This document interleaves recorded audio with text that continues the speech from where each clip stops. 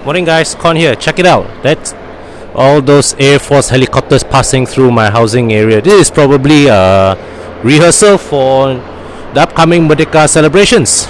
Right, so coming back to more car related matters, we begin this morning with what looks like a coolant leak. Okay, so see, for the past 10 years I've been owning this Waja, right? The overflow, the coolant, there's always a bit of overflow coolant, okay, that comes out. So everywhere, wherever I park, there will always be one or two drops of coolant on the porch. That's pretty normal. But this is an excessive amount of coolant flowing out, which prompted me to check over the weekend, and I found that the coolant reserve tank, which is this one, okay, was effectively empty.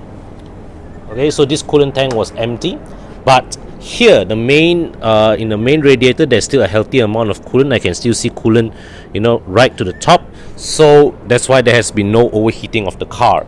So over the weekend I went to a Petronas station, bought a can of coolant, half liters, poured inside, got another can of half liters standing by inside the boot. So now with a healthy amount of coolant in the car, and there will be some leaking along the way, I'm now heading over to Wearnes to have them check my coolant,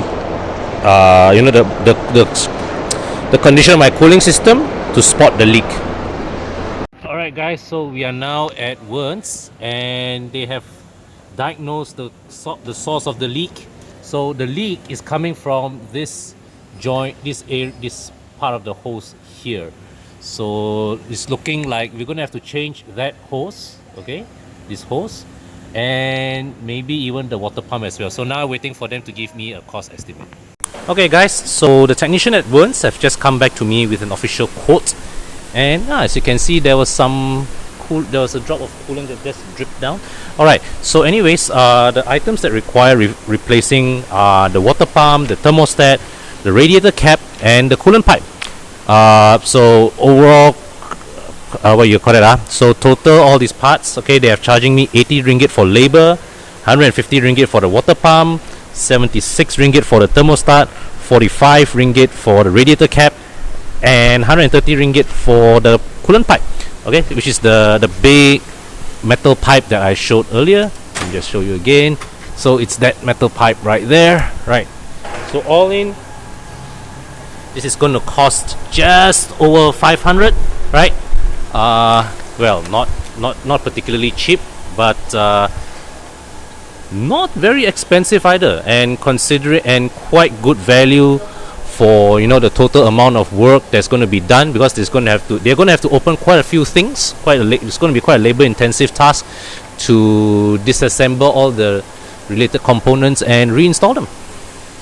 Anyways, now it's already 3 p.m. They tell me that the car won't be ready by today evening, and they're going to be able only to deliver the car back to me tomorrow. So guess on top of the 510 ringgit, there's going to be some extra money being spent on Grab as well. Alright guys, so here is the old water pump that was removed. It was originally mounted there. Okay, there's where the water pump initially was, and now inside here the hose at the back here is that will take a bit more time to take out lah. So here's a look of the water pump from the inside. Alright guys, looks like the Waja is spending a night here at Wearnes Auto House. Okay, so job done, and no additional charges on top of what was initially quoted. So the initial estimated costs, okay, yeah, so that was how the bill turned out to be. No new surprises whatsoever. It took a bit more time because the technicians here are not familiar with the Campro engine. They are more accustomed to fixing a bit more exotic stuff here lah. So for them, right, they can do, say, a BMW N20 water pump change in half a day, okay, whereas for this, the Campro engine, they needed a bit more than a day to do it, because they also need to access the water pump, which is hidden behind the timing belt cover. Okay, because the water pump in the Campro is driven by timing belt, so so they need to open up quite a few things in order to access the water pump, right?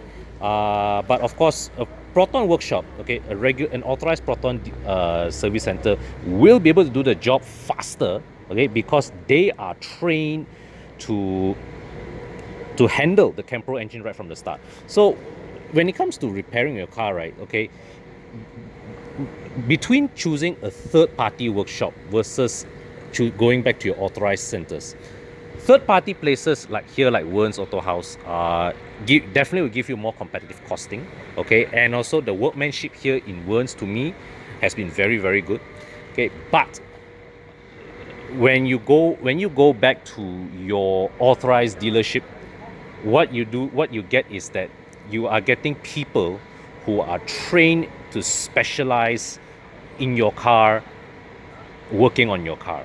Yeah, so no doubts, if I were to send this car back to Proton, I would have had the car turn around at a faster time, but I would have paid more. So for you, the consumer, right, it becomes a question of balancing between time and cost. At the end of the day, choice is yours, but make sure wherever the place you go, always make sure to choose a place that offers you good workmanship. Okay, so that's it from me for this video. Until my next video, thanks for watching. Bye for now.